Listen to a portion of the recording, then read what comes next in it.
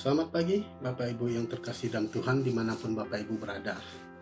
Kita sebelum bekerja selalu masuk dalam renungan 5 menit untuk mengawali bersama dengan Tuhan. Percayalah orang yang dekat sama Tuhan selalu diberkati berlimpah-limpah. Nah Bapak Ibu yang terkasih dalam Tuhan, kita akan melanjutkan eksposisi Kitab Kejadian pasal 7 sampai 9. 3 pasal 7, 8, dan 9. Kembali saya akan membawakan tema pada pagi hari ini adalah dimusnahkan untuk ditata kembali. Ya, saya ambil dari Kitab Kejadian pasal 7 ayat 21. Demikian bunyi firman Tuhan.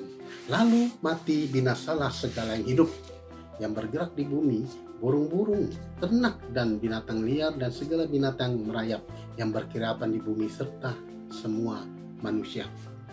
Nah Bapak Ibu yang terkasih dalam Tuhan, bermula dari ciptaan manusia pertama yang tidak hidup sesuai dengan rancangan Allah dengan mengikuti bujuk rayu iblis dan memakan buah pengetahuan yang jahat dan yang baik itu, manusia itu memberontak terhadap Allah dan diusir oleh Allah keluar dari Taman Eden. Semua keturunan yang dilahirkan oleh mereka sudah terkontaminasi dan dengan dosa.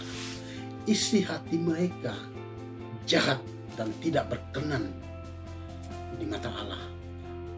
Akibatnya Allah murka dan memutuskan untuk memusnahkan segala yang ada di muka bumi ini. Poin pertama adalah hujan lebat 40 hari.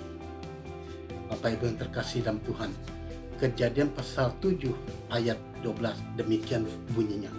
Dan turunlah hujan lebat meliputi bumi 40 hari 40 malam lamanya. Pada hari itulah hari yang telah ditentukan oleh Allah. Maka turunlah hujan yang sangat lebat dan terbelahlah segala mata air samudra raya yang dahsyat dan terbukalah tingkap-tingkap langit. Hujan lebat meliputi bumi 40 hari 40 malam lamanya. Bisa dibayangkan dan sangat mengerikan. Jika hujan tidak berhenti selama 40 hari 40 malam. Itu kalau kita membaca kitab ini, ayat firman ini dan memainkan imajinasi ini sangat mengerikan. Itu adalah poin yang pertama. Dan poin yang kedua adalah dihapuskan segala yang ada. Kejadian pasal 7 ayat 23 demikian. Demikianlah dihapuskan segala yang ada. Segala yang di muka bumi, baik manusia maupun hewan dan binatang melata dan burung-burung di udara, sehingga semuanya itu dihapuskan dari atas bumi, hanya Nuh yang tinggal hidup dan semua yang bersama-sama dengan dia di dalam bahtera itu. Nah Bapak Ibu yang terkasih dalam Tuhan, jangan tanya mengapa Tuhan melakukan hal itu dengan menghapus segala makhluk yang ada, sebab manusia sudah memasuki frase di mana semua yang keluar dari hati manusia itu adalah jahat adanya. Hanya Nuh dan keluarganya yang masih dipandang oleh Tuhan dan mendapatkan kasih karunia Allah. Dan Nuh melakukan semua perintah Allah itu dengan baik serta taat pada Tuhan. Nah poin yang ketiga adalah Kejadian pasal 8 ayat 21. Beginilah bunyi firman Tuhan.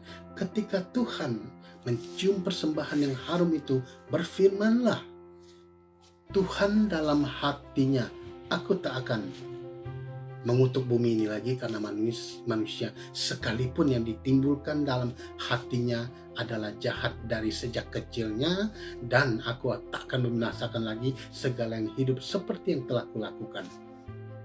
Ya, Tuhan telah berjanji tidak akan memusnahkan manusia dengan air bah lagi. Sekalipun yang ditimbulkan dari hati manusia itu jahat, bumi tidak dikutuk lagi. Sehingga akan terus datang musim menabur dan menuai. Nah, penghapusan seluruh makhluk hidup di bumi dan di era zamannya Nuh menandakan bahwa Tuhan tidak mau campur tangan dan bermain di ranah hati manusia. Sehingga semua kejahatan yang ditimbulkan manusia adalah pilihan mereka sendiri, bukan atas kuasa Allah. Di masa sekarang pun kejahatan masih ada dan tidak berkurang. Tetapi penyelamatan yang ditawarkan oleh Allah sudah terbentuk personal dengan pilihan masing-masing. Melalui karya salib Kristus dimusnahkan untuk ditata kembali dengan konsep yang berbeda, yaitu melalui pengakuan iman yang benar kepada Tuhan Yesus dan menjadi satu-satunya penyelamat manusia. Di Yohanes dikatakan, Yohanes 14 ayat 6, kata Yesus kepadanya, "Akulah jalan dan kebenaran dan hidup. Tidak ada seorang pun yang datang kepada Bapa kalau tidak melalui aku." Statement ini sudah menutup pintu keselamatan lainnya yang di luar Tuhan Yesus. Tidak akan ditemukan jalan keselamatan lain. Maka keselamatan yang sesungguhnya hanya ada di dalam Kristus. Di luar dari Dia, saya meragukan. Nah, Bapak Ibu yang terkasih dalam Tuhan, pagi hari ini firman menegur kita bahwa apapun yang kita kerjakan, apapun yang kita lakukan, Tuhan sudah tidak campur tangan mengontrol manusia seperti robot.